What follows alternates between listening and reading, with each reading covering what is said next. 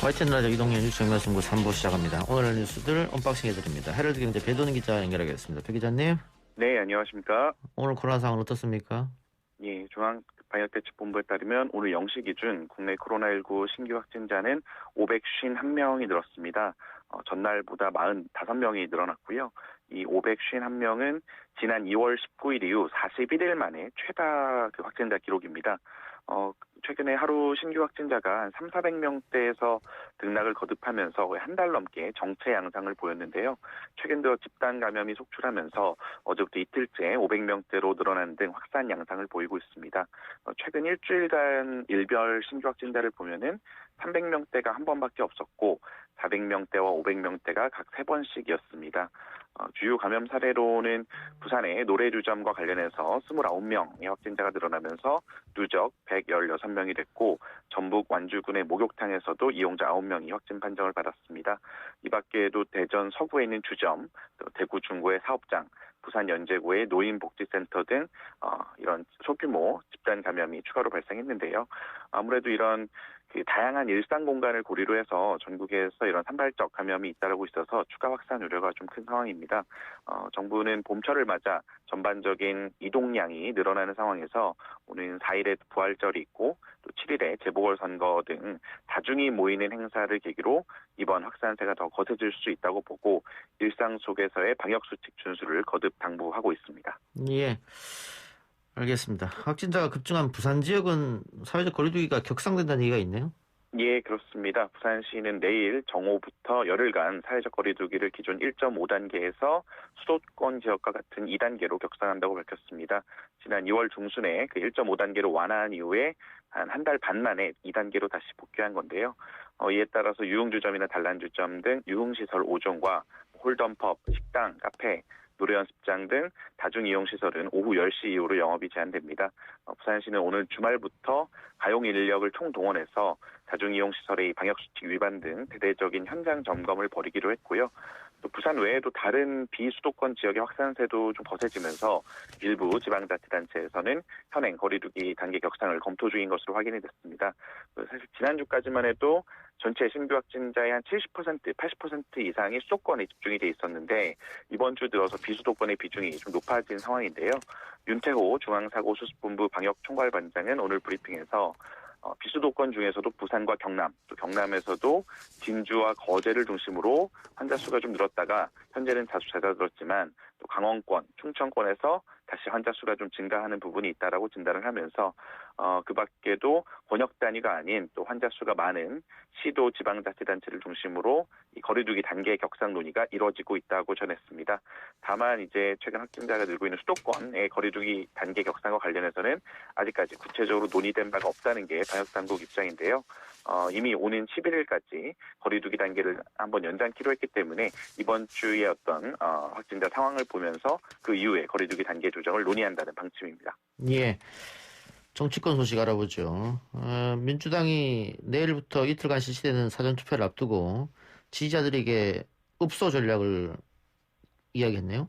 예, 그렇습니다. 어제 이낙연 민주당 상임선대위원장이 부동산 정책에 대한 대국민 사과를 한 데 이어서 오늘은 당대표 직무대행을 겸하고 있는 김태년 원내대표까지 대국민 성명을 통해서 사과를 하면서 민주당 지지를 호소하고 나섰습니다.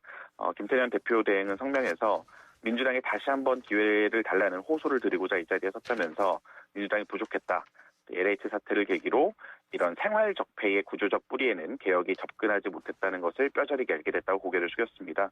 또 청년 세대의 마음도 제대로 헤아리지 못했다. 기대가 컸던 만큼 국민들의 분노와 실망이 크다는 것을 잘 알고 있다. 원인이 무엇이든 민주당이 부족했다라고 재차 읍소하면서 LH 사태를 계기로 부동산 투기 근절 또 부동산 적폐 청산을 국정의 최우선순위에 놓겠다고 밝혔습니다. 또 김 대표 대행은 특히 내로남불 자세도 혁파하겠다면서 개혁의 설계자로서 스스로에게 더 엄격하고 단호해지도록 어떤 행동 강령 기준을 높이겠다고 강조했습니다. 또 이후엔 선거 지지에 대한 호소 메시지가 이어졌는데요. 한마디로 민주당에 대한 이런 실망 때문에 과거로 되돌아가서는 안 된다라는 겁니다. 김 대표 대행은 이명박 박근혜 전 대통령 시절을 부동산을 다시 투기판으로 만드는 투기사회고 빈부계층이 구분되는 차별사회고 철거민이 죽음에 이르는 야만 사회고 불법 사찰이 있던 통제 사회라고 규정을 하면서 그때로 돌아갈 수는 없다라고 호소를 했고요. 또 국민의힘 오세훈 서울시장 후보, 박형준 부산시장 후보를 겨냥해서는 거짓말로 국민들을 속이는 후보에게 서울과 부산을 맡길 수 없다고 언급하면서 다시 한번 민주당에 기회를 주실 것을 간곡히 호소드린다. 국민 여러분 도와달라 이렇게 읍소를 했습니다.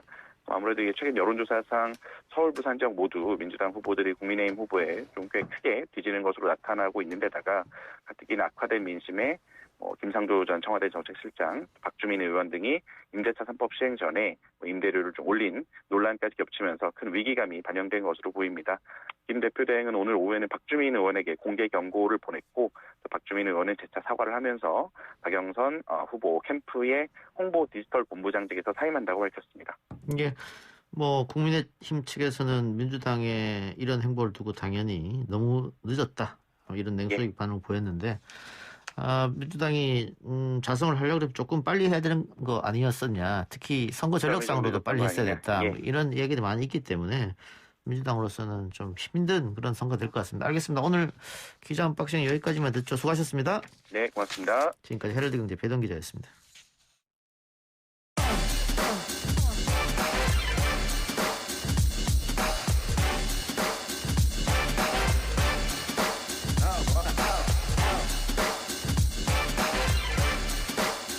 여론조사를 통해 민심을 읽어보는 시간 민심은 숫자다 코너입니다. 오늘은 이택수 리얼미터 대표, 엄경영 시대정신연구소장과 함께합니다. 두 분 어서 오십시오. 네, 안녕하세요. 네, 안녕하세요. 자, 오늘부터 깜깜이 기간인데 3월 31일까지 실시한 여론조사는 공표 가능합니다. 그러니까 오늘이든 내일이든 발표 가능한 건데 일단 본격적 선거 이야기하기 전에 외국도 이렇게 선거 일주일 전에 깜깜이 기간을 둡니까? 거의 없습니다. 거의 없죠. 보통은 하루나 이틀 전까지 제한하는 국가가 일부 있고요. 아예 없는 국가가 대다수입니다. 우리는 이 선거에 관해서 너무 규제가 좀 심한 것 같아요. 이런 거 보면. 어떻게 보세요? 그렇죠. 다소 선거 규제를 완화하면서 뭔가 자율적으로 이렇게 결정할 수 있는 시스템을 구축하는 게 필요할 것 같습니다. 예. 두 분 생각 개인적으로는 깜깜 기간을 둬야 된다. 두면은 며칠 정도가 필요하다고 보십니까? 굳이 두자면 한 이틀 정도. 이틀. 예. 저도 한 이틀 정도. 이틀 정도. 예. 알겠습니다. 자, 어쨌든 아직 법은 바뀌지 않았기 때문에 오늘부터는 여론조사 공표를 할 수 없다. 4월 1일부터 조사한 것은 할 수 없다 이런 얘기고요. 다만 정당에서 자체 조사하거나 혹은 의뢰받아서 조사는 할 수 있는데 공표만 못하는 거잖아요. 그렇습니다. 예, 그런 것 있다 이런 말씀드리겠고. 그러면 마지막으로 했던 서울시장 보궐선거 후보 지지도에 대한 여론조사 리얼미터가 한 거 좀 알려주시죠. 네, 저희 리얼미터가 뉴시스 의뢰로 지난달 30일부터 31일까지 그러니까 어제하고 그제 이틀간 조사한 내용인데요. 서울 거주 18세 이상 806명을 대상으로 했는데 오세훈 후보를 지지하는 응답자가 57.5%, 박영선 후보를 지지하는 응답자는 36%로 대략 20%포인트가량 격차가 나타났고요. 조금 전에 발표된 JTBC 의뢰 리얼미터 조사 역시 같은 날 조사가 진행이 돼서 큰 차이는 없었습니다. 오세훈 후보 57.1, 박영선 후보 36.1. 자세한 내용 중앙선거 여론조사 심의위원회 홈페이지를 참고하시면 되는데요.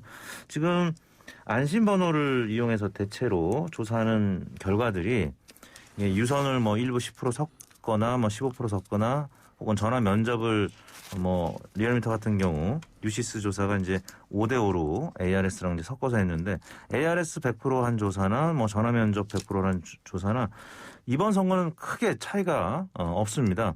어느 정도 지금 일관성 있게 오세훈 후보가 단일화 이후에 한 15 내지 한 20% 가까이 앞서고 있는 그런 현상이 공통적으로 나타나고 있습니다.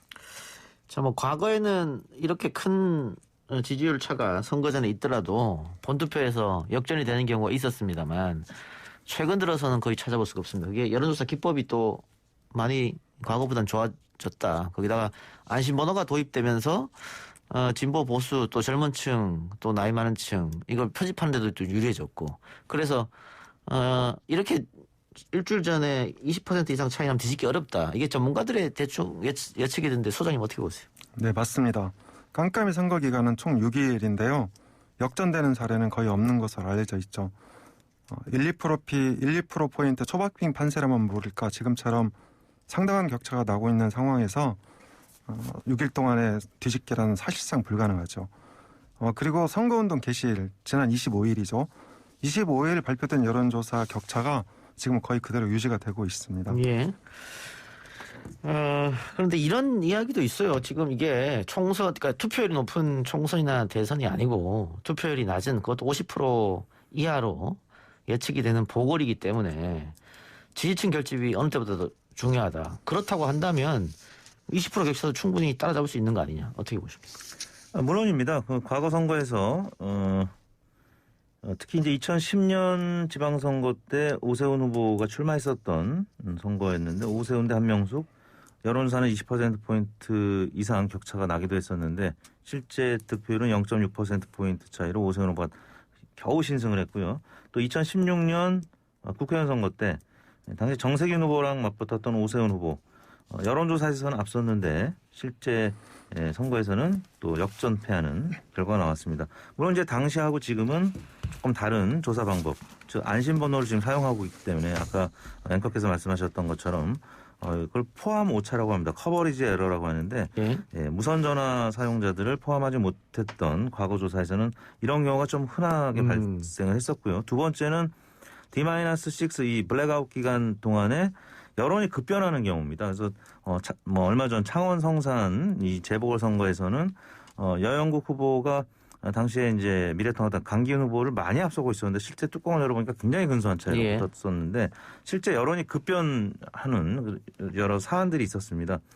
자세히는 말씀은 못 드리겠습니다만 아무튼 이런 포함 오차, 커버리지 에러하고 여론이 급변하는 이런 사안들이 사실 발생할 수 있는 가능성을 전혀 배제할 수는 없는 거고요. 예를 들어서 이게 선거라는 게 제로섬 게임이죠. 그렇죠. 그래서 상대 후보가 5% 빠지고 또 만약에 내가 5%포인트 올라가면 10%가 확 줄어드는 형국이 나타날 수 있기 때문에 그리고 지금 양당에서 계속 얘기하는 것이 여론조사만 믿고 있다가 특히 많이 앞서는 후보 같은 경우는 이완돼서 지지층이 이완돼서 투표하러 안 나갈 수도 있기 때문에 그래서 오세훈 후보 캠프에서는 계속 투표를 독려하는 거죠. 특히 이제 사전 투표까지 좀 해달라 이런 얘기를 하고 있는 것 같습니다. 제가 재보궐선거의 투표율을 언급한 이유는 지금 여론조사를 하게 되면 뭐 지지 후보도 묻습니다만 이번 선거에 투표장에 나갈 거냐 투표 의향을 묻기도 하거든요. 근데 지금 쏟아진 여론조사 보면 투표할 거냐 의향에 80에서 90%가 꼭 투표하겠다고 답합니다. 그런데 실제로는 50% 미만만 투표를 하거든요. 그럼 나머지 30에서 40%는 투표장에 안 나가는 거니까 그렇다 그러면 여론조사가 100% 정답은 아니지 않느냐. 이게 아마 민주당 생각 같은데 소장님은 소장님 거기서 어떻게 보세요? 네. 제가 보기에는 투표율이 생각보다 높을 수 있다 이번에. 왜냐하면 진영 간 대립이 지금 극심하게 아주 극한으로 치닫고 있고 그리고 지금 양 당이 투표 동료를 위해서 총력을 기울이고 있습니다. 심지어 지방에 있는 사람들까지 모두 동원해서 20, 30대를 찾아서 투표장으로 가도록 이렇게 결집을 하고 있는데요. 그런 면에서 이번 투표율은 재보선 중에서는 역대급 투표율을 보일 가능성이 크다고 생각을 합니다. 지금 역대 재보선 중에서 가장 높았던 투표율이 그것도 50%가 안 되거든요. 그럼 이번엔 50% 넘긴다고 보십니까? 네, 저는 50% 넘을 것 같습니다. 뭐 사전 투표 제도도 있게 하니까 이택수 대표는 어떻게 보세요? 투표율은? 예, 그렇습니다. 지금까지는 사전 투표율이 대체로 한 30%나 뭐 많아봐야 40%대였는데 서울시장 같은 경우 이제 가장 근래 있었던 보궐선거가 2011년 선거였죠. 그때 48.6%였고요. 근데 그때랑 지금이랑 다른 거는 사전투표가 2013년도에 도입이 됐는데 사전투표가 도입된 이후로 전체 투표율이 대략 한 5%포인트 안팎 상향됐어요. 그래서 48.6에다가 그냥 산술적으로 5%포인트 정도 더하면 50한 3, 4%는 나오지 않겠느냐라고 이제 생각이 드는데요. 2019년도에 있었던 재보궐선거에서도 좀 높은 투표율을 기록한 적이 있었는데 그때도 뭐 대략 50% 전후반 이렇게 나왔던 것 같습니다. 이번처럼 아주 많은 국민들에서 오랫동안 노출된 이런 좀 큰 선거는 또 투표율이 또 상대적으로 높게 나타났던 점을 감안하면 한 50% 이상일 초중반 이렇게 될 것 같습니다. 자, 그러면은 예상보다는 투표율이 많이 나올 것이다 이건데 보통 투표율이 높으면 진보층이 유리하다. 뭐 2012년 대선은 좀 예외적 상황이었고요. 또 투표율이 낮으면 보수가 유리하다. 이게 지금까지 대한민국 선거의 공식이었는데 소장님 이번에는 어떻게 반대가 될 것 같습니까? 그대로 그 공식이 적용될 것 같습니까? 네, 이번에는 꼭 진보가 유리할 것 같지는 않습니다. 예. 왜냐하면 투표율이 높아서 민주당이 유리하려면 민주당 지지도가 국민의힘보다 월등히 높고 그리고 폭넓어야 하거든요. 그런데 최근 여론조사 추이를 보면 정당 지지율도 국민의힘이 앞서고 그리고 연령별로도 40대를 제외하면 전 연령대에서 국민의힘이 앞서고 있습니다. 이론적으로 투표율이 높아져도 오히려 국민의힘이 유리할 수 있다. 이렇게 해석할 수 있겠습니다. 이번에는 반대일 수도 있다. 그렇죠. 자, 사전 투표율이 높으면 역시 진보가 유리하다. 이런 얘기도 있었지 않습니까? 그거는 이번에 어떻게 될 것 같아요? 사전 투표하고 본 투표 지난 총선은 굉장히 상반된 그렇죠. 결과가 나타나서 평균적으로 사전 투표에서 민주당 후보들이 한 15%포인트가량 높았습니다. 그렇기 때문에 또 개표는 본 선거 투표부터 먼저 개표한 지역들이 많았고 사전표를 나중에 하다 보니까 뭔가 이제 보수층에서는 음모론을 제기하는 분들이 계셨었는데 이번에도 아마 사전투표에서는 민주당 후보들이 상대적으로는 높은 투표율을 보일 것 같은데 지금 이제 문제는 사전투표를 많이 하는 20, 30, 40 세대에서 거의 팽팽하거나 또 20대 같은 경우는 오세훈 후보나 박형준 후보가 앞서는 이런 상황이 됐기 때문에 국민의힘에서도 사전투표를 독려하기 시작했거든요. 예. 그래서 이번 사전투표는 꼭 민주당이 유리하다 이렇게만 볼 수는 없을 것 같고요. 이제 남은 6일 동안에 또 다른 이제 어떤 변수가 뭐 생길 수도 있는데 그런 과정에서 내일하고 이제 모레 지금 여론조사가 이제 맞다라고 하면은 그리고 이제 계층별 우리가 이제 설명을 드린 바대로 만약 투표가 된다고 하면은 아마 민주당이 뭐 소폭 유리하거나 거의 팽팽한 이런 수준이 사전투표에서는 나타나지 않을까. 근데 본투표는 또 아직 6일 남았기 때문에 조금 더 지켜봐야 되는 상황이라고 볼 수 있겠습니다. 예. 그동안 민주당과 대통령을 떠받들던 20, 40 세력들 그러니까 사전투표 굉장히 열심히 하고 많이 했던 그 사람들의 민심이 조금 떠났기 때문에 뭐 무조건 민주당 유리하다 이렇게 볼 수는 없다. 네. 그런 말씀인 것 같고요. 자, 선거가 내일부터 시작입니다. 사실은 투표가 내일부터 시작이고 그렇죠. 주말 거쳐서 수요일날 이제 본투표가 이어지는 건데 과연 민주당이 역전할 수 있는 어떤 변수가 나올 것이냐.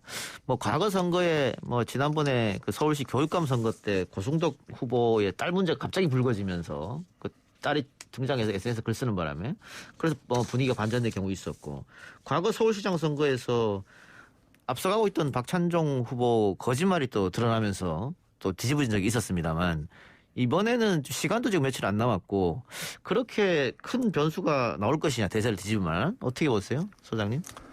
네, 어느 선거든 선거는 선거를 관통하는 큰 민심이 있다고 생각합니다. 이번 선거 민심은 20, 30대가 국민의힘을 선택하면서 보수 쪽으로 넘어가게 됐는데요. 20, 30대는 문 대통령과 민주당의 해초리를 드려야 된다고 생각하는 것 같습니다. 아직 전면적인 부정이나 근본적인 정치 지형 변화는 아닌 것으로 보이긴 하지만 LH 사태 야권 단일화 민주당 각종 실책을 통해서 20, 30대 이런 민심이 생긴 거죠. 그래서 20, 30대의 회초리 민심이 워낙 크기 때문에 웬만한 변수 갖고는 판세를 뒤집기는 어렵다. 저는 그렇게 생각합니다. 예, 이 대표님. 네, 이제 TV 토론이 1차, 2차에 걸쳐서 이루어졌는데요. TV 토론이 이제 1차는 시청률이 한 5% 정도 나왔다고 하고 2차는 한 8% 정도 나왔다고 했는데 이제 40대가 2차 TV 토론 때 또 시청률이 굉장히 높았고 그래서 이제 민주당 지지층이 조금 관심을 기울이는 시점에서 TV 토론이 이제 3차는 할지 말지 좀 아직 확정이 안 됐다고 제가 이제 들었는데요. 오세훈 후보 측에서 안 할 수도 있다고 그렇죠. 그래서 이제 오세훈 후보는 워낙 많이 앞서 있으니까 그래서 TV 토론이 이루어지면은 그래도 TV 토론 과정에서 조금 표심 변화가 있을 수가 있는데 지금 그것도 지금 확실치가 않기 때문에 결국에는 아까 앞선 코너에서 그 뭐 김상조 실장이라든지 박주민 의원이라든지 관련된 이런 사안들, 그러니까 당내 주요 인사들이나 아니면 각 진영의 상징적 인물들과 관련된 좀 부정적인 기사들은 지지율을 뭐 하락시키거나 아니면 상승을 뭐 억제시키는 이런 요인으로 작용할 수가 있기 때문에 남은 기간 동안에 후보 본인의 말실수라든지 아니면 각 진영의 주요 인사들의 어떤 뭐 비리라든지 나쁜 소식들 이런 부분들이 영향을 좀 미치겠습니다만 지금 워낙 격차가 커서 이걸 과연 뒤집을 수 있을 것인지 좀 회의적으로 보는 시각들이 좀 더 많은 것 같습니다. 민주당 지도부가 지금 뒤늦게 대국민 사죄를 했습니다마는 여론을 돌리기는 쉽지는 않아 보입니다. 지금 이 시점에서는. 그런데 민주당 입장은 만일 서울 또 부산까지 다 넘어간다고 하면 이 선거 끝나면 바로 대통령 선거거든요. 이제 대선 국면으로 접어들죠. 대선까지 위험해지는 거 아니냐 그런 걱정을 하고 있는 것 같아요. 네. 제가 보기에 아직은 대선까지 지금의 20, 30대 민심이 이렇게 그 국민의힘 쪽으로 기울어져서 유지될 수 있을지는 좀 불확실하다. 그리고 앞으로 민주당이 어떻게 하냐에 따라서 20, 30대 민심을 다시 회복하고 초심으로 돌아가서 공정 가치를 다시 세우고 국정 운영을 다잡게 하게 된다면 저는 대선은 다시 출발이라고 생각을 합니다. 예, 이 대표님.